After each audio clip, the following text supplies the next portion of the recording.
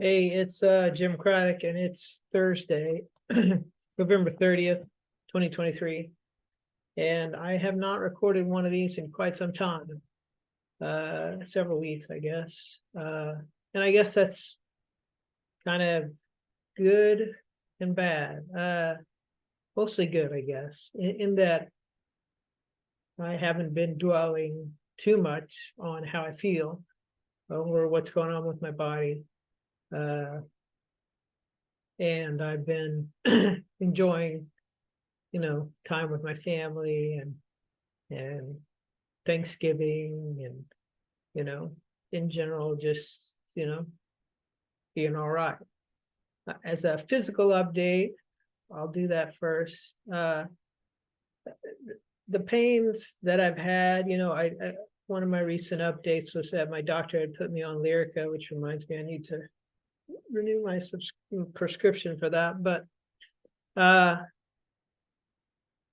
it it helped a lot to get rid of the surface type pains, but the joint pains are still very much there. And if I suddenly move a muscle like that, like my bicep, uh, like when it gets to the extended part, it hurts. And I can no longer, like, I have extreme stiffness now uh, in the shoulder muscles if I try to move. And that's pretty much the extent. So the shoulders are they could be very painful if I like suddenly put weight on them, or if I try to prop myself up or anything like that. Anywhere in that uh uh rotator cuff area is totally gone. I don't know if the candidiasis eats that, or if it just shrinks it down as if the cells go apoptotic or what. But anyway, that's that. Other than that, I've had more slowing of the bowels, and I think we're just about to reach kind of the end there. I don't know. I've thought this several different times, but this time it seems to be much more pronounced. So we'll see. This could be my last update, is what I'm trying to say. And if it is, at least for now, I'm not in any significant pain. Uh, you know, uh, it, it's not like I can't carry on a conversation or go take out the trash or go to the store. I can do all these things right now. I've had some great milestones recently. uh, my son had his sixth all district choir performance, which is the most you can have because it starts, in sixth grade, uh, and or seventh grade, I guess. And I got to have Thanksgiving with my family, and I kind of just said, screw it, I'm going to eat whatever I want, even though I know I shouldn't eat the sweet stuff. I just did it because uh, you know, it is what it is, and I, I'm that was my goal, was to get to Thanksgiving. Christmas, that's a big stretch goal. I really don't expect to make Christmas. Uh, it's disappointing, but I've purchased most of my presents at this point, and Uh, so at least people will get gifts from me and know my love. Uh, as far as the doctor update, I haven't been to any doctors since my doctor prescribed the Lyrica. Uh, I, a lot has changed physically as far as the the progression through my shoulders and now the slowing of my bowels. There's but there's nothing that a doctor would do anything about. So it is what it is. I've done everything I can. I've spent almost 2 years this time saying, hey, here's what's wrong. presenting the information to people and having them say, well, that's, nothing I've ever heard of, and I can't help with that. It is sad that our medicine is not at science. If it was science, they would say, okay, let's figure this shit out. Okay. And they'd say, okay, so let's look deeper because something is obviously wrong. Okay. You've had a lifetime of issues, 28 years, and you can paint a picture that draws them all together, from the initial cause, the reasoning, through all the symptoms, and the symptomatic periods, and the explanations for the non-symptomatic periods, and this final symptomatic period. And you can give me something for all that, and I'm willing to listen, and we will figure this out together. Nobody says that. That's just not medicine. They're not scientists. They have a sheet that they got to check boxes on, and they have basically a flow chart of diagnosing that says, okay, A, B, okay, C, and okay, that must be this. And if it comes to anywhere where their flow chart doesn't have, is incorrect, for great example, treating this as fibromyalgia, well, symptoms are similar, but cause is completely different, as is hold on just a second. Sorry, my friend just told me that their father had passed away. Anyway, that's the whole flow chart thing that I was going through. That's the way they do medicine, and it's a travesty that I hope AI fixes. Other things I want to talk about today.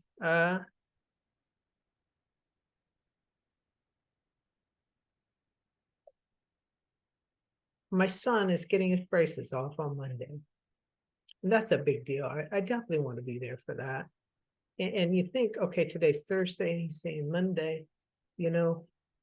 I honestly, the way I'm thinking at this point is that Monday might be a bridge too far. And that I know that sounds ridiculous, but he's saying, okay, this guy's talking to me on this day, and he's saying that in 5 days he could be gone, and there's nothing anyone thinks is wrong with him. And yeah, I mean, yes to all of that. And I've lived the last 2 years of my life that way, realistically, not knowing if the next week was going to be there or not knowing how the course of this disease goes because it's been redacted. And I would have known if they hadn't redacted it, if the information had still been out there, I would have known, hey, I've got 2 years probably. I should go get a lot of shit done. Instead, I inflicted this, I don't know if I'm going to die next week, on my family for 2 years. And that's really upsetting. And there's things that I would have liked to do. I have a whole bunch of money, in a 401k and different things like that we could have like plundered and gone and done things. And, I mean, I did a little bit of plundering just to make ends meet and make sure there was no real friction going on, and to cover some things, but I could have done a lot more. Bitcoin's turning up here. They keep talking about a Bitcoin ETF. Yeah, I could be wrong on this, and I probably won't be around to find out. They're saying the first week of January is kind of like, or second week is, it's like, whoops, definitely has to be approved then. I don't know about that. And I'm going to come out on this Grayscale thing and say they will not convert. And so if you don't know what I'm talking about, there's this trust. It's been around since, I don't know, 2014. They hold over 640,000 Bitcoin, I think. And it's locked up. So there's no way to get your Bitcoin out. And they charge 2%. So look at that. They're getting 12,000 Bitcoin a year in income from it, which is that. So if you kind of figure out what that is, it's over $1 million, almost $1.5 million a day for doing nothing, absolutely nothing. okay?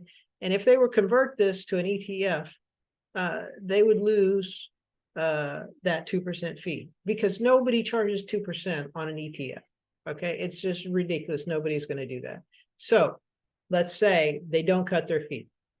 If they switch to an ETF, that means it's going to accurately reflect the price of Bitcoin, and everybody's going to sell GBTC, and they're going to buy something like the Canadian Bitcoin Trust or an American Bitcoin, if we have one ETF, and which have much lower fees and accurately reflect the price of Bitcoin. So they're not going to leave their fee at 2% if they were to convert. Okay, so they reduce their fee. Okay, well, let's say they reduce it to where they're competitive with everybody else. Still, people can now take their Bitcoin out and go buy real Bitcoin with it. Okay, and it used to be it was kind of like one of the only ways to get exposure. But there's a lot of other ways. There's futures now. There's a lot of other things to play around in. A lot of people are going to take that money out anyway. Okay, and so not only have they cut their fee to half of what it is, maybe, or less, but they're still going to lose capital. Their assets under management is going to go down. Okay, why would they do any of that? What business reason do they have? Okay, they don't. They want their $1.5 million a day. They're entitled to it. There's absolutely nothing the shareholders can do about this. And except for a sue, and that would take forever, and it's not going to happen. So they're going to suck on that tit as long as they can, and so it won't convert. Maybe they make excuses for this next round and say, because they've been at the forefront of trying to get a Bitcoin ETF, but they have to be at the forefront to make it look like, hey, let's get more people involved, things like that. Let's make it look to our people like we're trying to get things done so they don't sue us. And yet, I would not be surprised to see if behind the scenes they were intentionally doing things that would go against said goals, paying people off, or intentionally including things in their ETF that proposal, the S3 or whatever, that would not get approved, that they know would not get approved.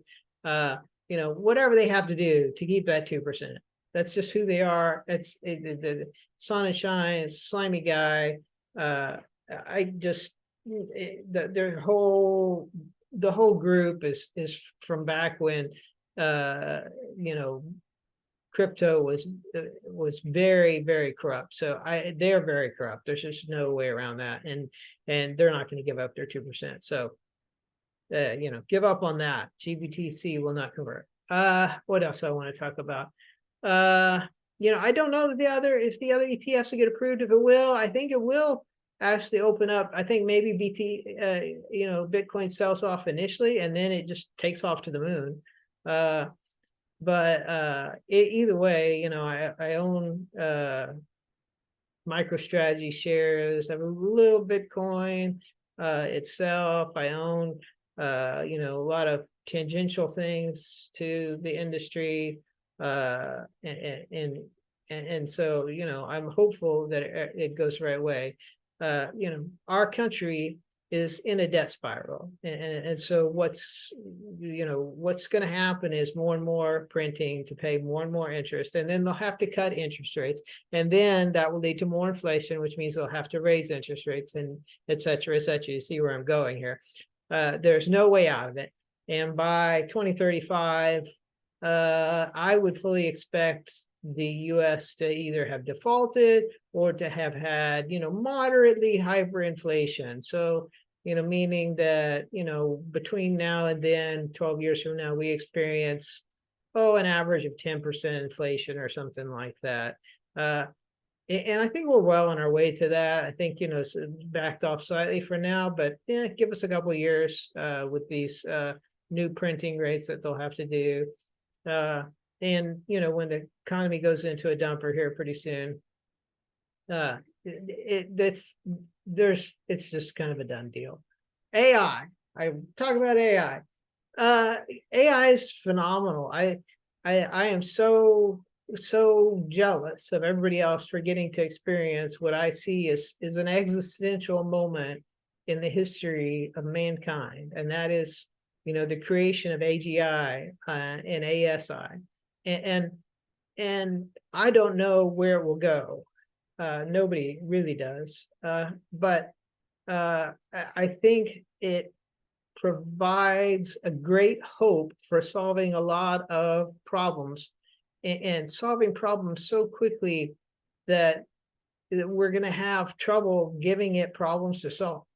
I just, something like my medical condition, I know would be an ASI would look at that and figure it out. And I, it would know what to do. It would know, it would listen. Uh, I just think that there's so, new discoveries from chemicals to compounds to physics to, you know, inventions, I mean, pretty soon the music that you listen to is going to be completely artificial. It's going to be made by AI with AI voices, and you're going to have AI artists. And so it's going to look like, some person or whatever, but that's not really who it is. It's going to be some dude in his basement making music. And I think that's incredible too, because it finally gets away from all this auto-tune shit with people who think that dancing is performing. So I'm excited for all that. What else? A personal message to my family, and like I said, this may be my lesson. I don't know. I'm starting to really feel like this could be the week. Thank you. Thank you for supporting me through this, for not making it into a big issue, for just saying, well, Jim's, obviously not doing well. He believes it's very serious. We're going to support him. And a lot of people couldn't do that. And I mean, I'm a smart guy, and I think my arguments are well reasoned and well thought, and my recollection of my life and documentation of everything is fairly accurate. But there is absolutely no reason that they had to support me through all this, because it's fucking crazy. And that's, it's just an absurd sequence of events to kick it off. And then the fact that the medical condition is redacted, reclassified, whatever you want to change it, and the research is not to be found, it really makes it into an absurd situation. And I just want to say thank you to my family, and that's Kelly, Will, Mom, my sister, my in-laws, Bob and Barb, I love you. My ex-wife, Melanie. All these people have supported me, and I'm appreciative. And you have made it bearable. And it wouldn't have been bearable if I didn't have family. I don't think I would have stuck it out. I'm interested to see how it all ends. Hopefully it's peacefully. And if so, I couldn't think of a better way to go, guys. If not, then,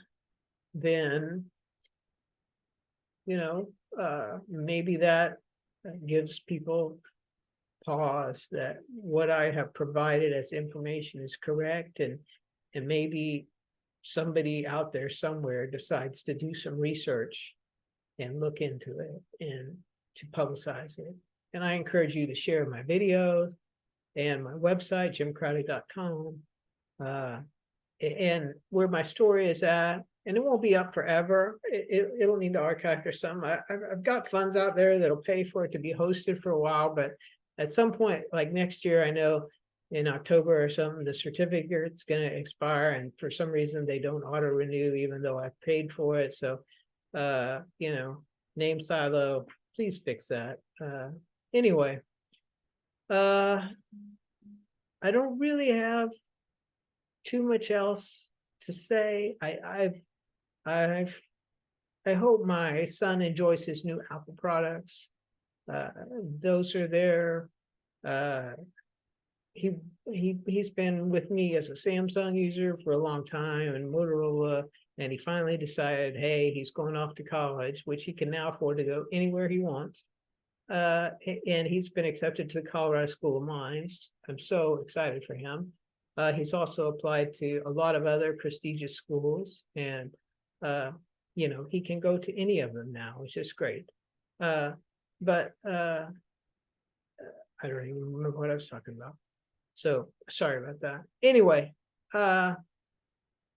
his Apple products. He's decided to go the way of Apple for his phone. And so I got him the watch and the earbuds, or I got him, his grandmother got him the watch, and I got him the iPod, the earbuds, and the iPhone 15. And, I hope he enjoys that. My wife, I got you some perfume, and some beautiful earrings, and of course the annual leggings, and I hope you enjoy those. For the kids, I got them a PlayStation 5, and some other things, and I hope they enjoy those things. I'm not a great shopper for teenage girls, so Adeline, you're gonna have to do with the PS5. But anyway, Mom, I don't think I've got you anything significant. I've got some insignificant things, but those really don't count. Hopefully I'll have time to get around to getting you something. But Christmas is my favorite time of the year.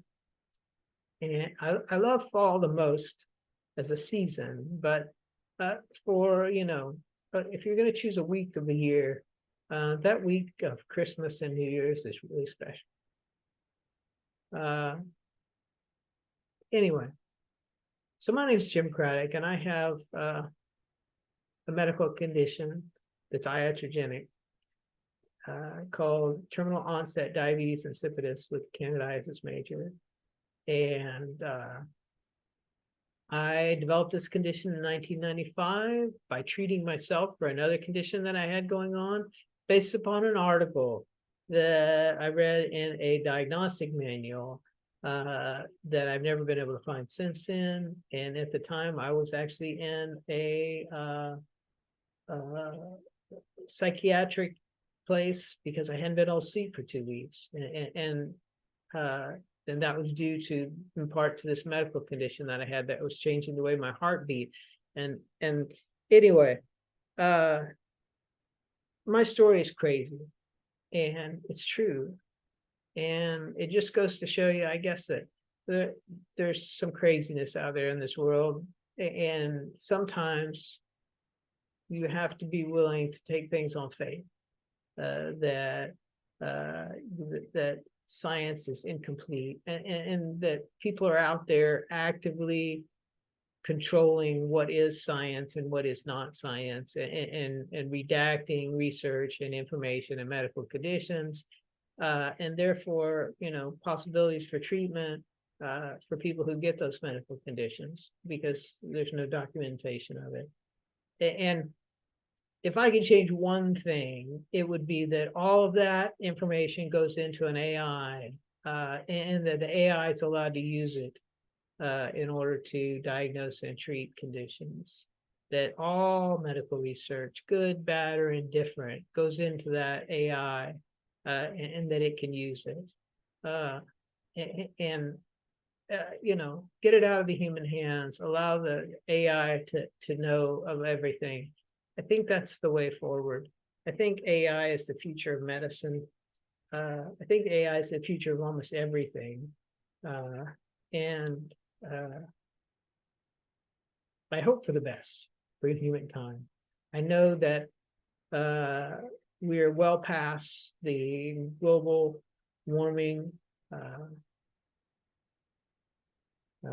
basically cutoffs of where it's possible to slow down global warming. So I know that we're going to lose significant coastlines over the next 100 years. I don't know what they'll do about all that. I do know that the population expected to peak in 2080 and go down from there. I wouldn't be surprised if it starts before then. But they're predicting that within a couple 100 years there'll be, I don't know, about 20% of the population of Earth that there is now, which is just crazy. Yeah, that's if we don't kill ourselves with AI or some other invention. If you think about it, everything happens so much more rapidly. Just think about all the things that we're going to invent between now and 2050, not to mention 2100, all within my son's lifetime. I mean, plenty of opportunities to kill ourselves there. So the Earth will survive. We're not going to turn it into Mars.